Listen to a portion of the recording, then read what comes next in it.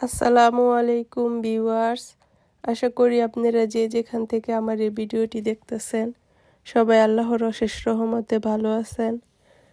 আজকে আপনাদের সাথে আমি শেয়ার করব ভিডিওটা সকাল থেকে।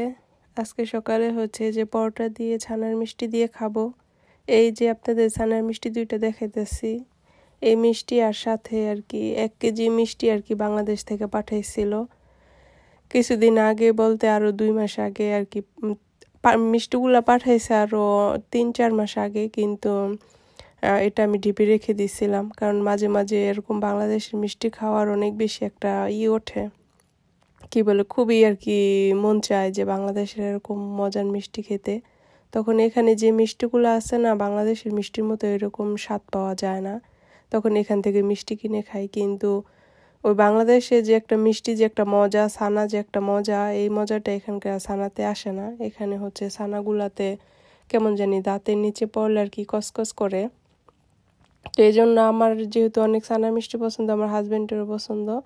তো কিছুদিন আগে আমার ভাগ্নি হয়েছিল, তো আমার দুলাভাই আর কি, আমার ভাগ্নি হয়েছে, সেই খুশিতে আর কি, সে আবার ওই সময় একটা লোক আসছিল, সে খুশিতে সে মিষ্টি পাঠিয়ে দিছিল। তো আপনারা সবাই বেশি বেশি করে দোয়া করবেন আমার ভাগ্নির জন্য আর আমার দুলাভাইয়ের জন্য, আমার পুরা আর কি বোনের ফ্যামিলির জন্যই।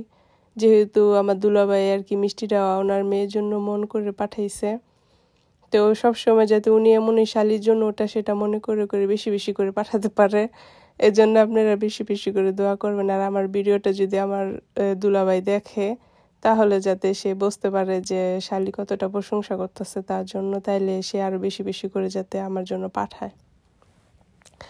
আর আমার ভাগ্নির জন্য বেশি বেশি করে দোয়া করবেন। আর এখানে আপনাদের সাথে গল্প করতে করতে, কথা বলতে বলতে হচ্ছে এই আমি রান্নাটা করে নিচ্ছি। তো আমি যখন আগে বিদেশে, আগে বলতে তো এখনো বিদেশেই আছি, যেহেতু দেশের বাইরে থাকি, তো সব সময় কোনো কিছুর প্রয়োজন হলে আমি কখনো দেশে কাউরে বলতাম না, ওটা শুধু বলতাম আব্বার কাছে। তো যেহেতু এখন আমার আব্বা জীবিত নেই, সেহেতু এখন কিছু প্রয়োজন হয়ও না, আবার যদি কোনো কিছু প্রয়োজন হয় সেটা হচ্ছে এখন আমি আর কি আমার বোনের কাছে আর কি বলি বা পাঠায়।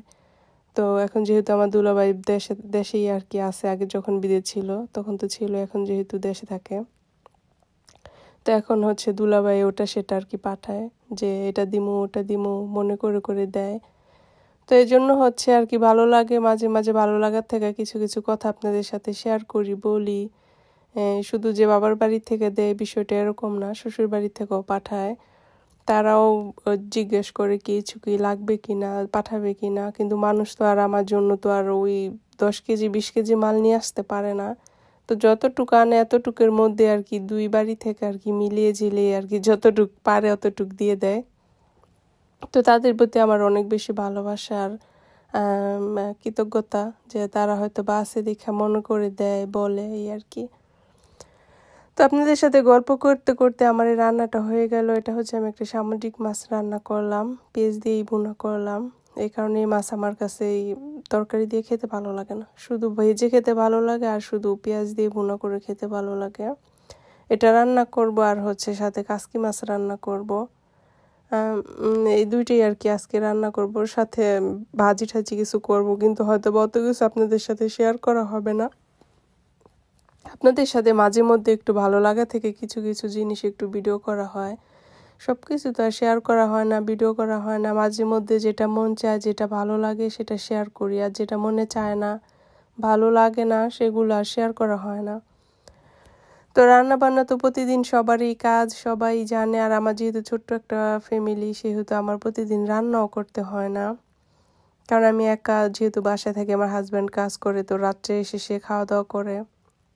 আর বিদেশে তো কেউ সকালে বাংলাদেশের মতো সকালে বিকেলে রাত্রে আর কি এক এক বেলায় বেলায় আর কি আলাদা আলাদা করে খায় না। আমরা খাই, যেটা খাই সেটা হচ্ছে যেমন বাহিরের ফল টল এগুলি আর কি হাবিজাবি একটু বেশি খাওয়া হয়, ভাতটা আর কি কম খাওয়া হয়।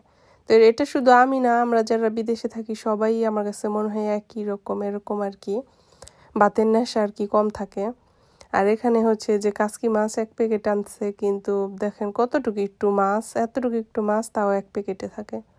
তো রান্না করলে দেখা যায় যে আমার এই সম্পূর্ণ মাছটুকুই আর কি রান্না করতে হয়। তো যখনই রান্না করি তরকারিতে দেই তখন মনে হচ্ছে যে এতটুকু একটু মাছে তো হয় না, আর একটু হলে ভালো হতো।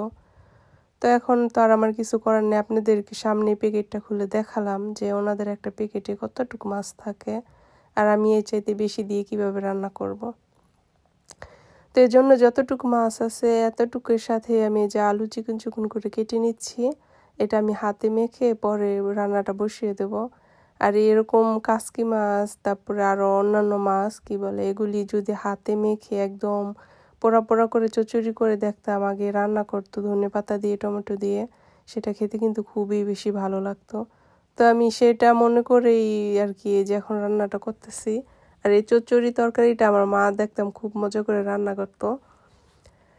তো এখন হচ্ছে বিদেশে বসে ওটা সেটা আর কি, এক একজনের রান্না এক একজনের খাবার, ওটা সেটা মিস করি। আর ওই এর চাইতে বাইরে আর কিছু নাই মিস করা ছাড়া আর কি। মাঝে মাঝে আপনাদের সাথে বলে ফেলি, বলতে চাই না কিন্তু তারপরে বলে ফেলি। আল্লাহ হাফেজ।